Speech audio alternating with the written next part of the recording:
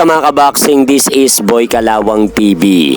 So update lang po tayo mga idol sa kakatapos lang na laban ng ating mga pambatong Pinoy na boksingero na napalaban kahapon sa lugar ng General Santos City, dyan sa lugar ng Pela Grande Convention Center na pinamagatang Double Trouble. At bumida nga po dyan kagabi sina Raymart Gabalio at Christian Pit Laurente. Kaya dahil po dyan mga idol, unahin na po muna natin itong nangyaring laban ni former WBC Interim Bantamweight Champion Raymart the Assassin Gabalio kontra dito sa pambato ng India na si Pawan Kumar Arya. Dahil tinapos lang po mga idol ng ating kababayan si Raymart Gabalio itong dayuhang Indiano sa pamamagitan ng 4th round stoppage matapos nga pong ipahinto na ng doktor ang laban sa ika-4 na bahagi. Kaya umabante na po ngayon ang kartada ni Raymart Gabalio sa 30 na panalo at 2 talo lamang at 25 po dito ay natapos via knockout. Habang bumagsak naman po ang kartada ni Pawan Kumar sa 7 panalo at 3 talo. At sa naganap naman po na laban ng isa pa nating pambatong Pinoy na boksingero na si undefeated lightweight prospect Christian Pit Laurente kontra naman sa dayuhang Indonesian boxer na si Hebi Marapu.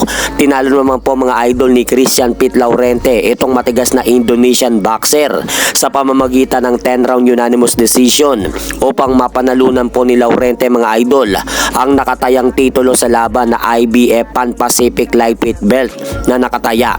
At umabante na rin po ang malinis na kartada ni Christian Pit Laurente sa 15-0 with 9 knockout. Habang bumagsak naman po ang kartada ng dayuhang Indonesian boxer sa 19 wins 3 losses. Kaya binabati nga po natin mga idol sina Raymart Gabalio, Christian Pit Laurente sa kanilang matagumpay na panalo kagabi sa lugar ng General Santos City. At sa kabilang balita naman po mga idol, sinabi ni Canelo Alvarez sa isang panayam nito na mas better daw itong kanyang makakalaban sa darating na September 13 na si former 2-weight undisputed world champion Terence Bud Crawford kila Floyd Money Mayweather, Manny Pacquiao at Oscar De La Hoya. Maski nasa prime pa daw ito ang mga ito. Kaya nakakatawa nga po itong mga pinagsasabi ni Canelo Alvarez mga idol na mas magaling na boxer itong si Terence Crawford kila Pacquiao at Mayweather at Oscar De La Hoya.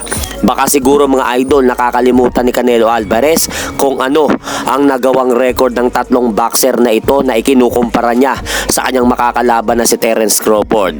Kaya kayo na lang po mga idol ang humatol sa mga sinabi ni Canelo Alvarez. At hanggang dito na lang po muna ang aking update sa mga aganapan sa mundo ng boxing. At syempre mga idol, huwag nyo rin pong kalimutan pakisuportahan nyo naman po muna ang ating munting channel. Maraming salamat po.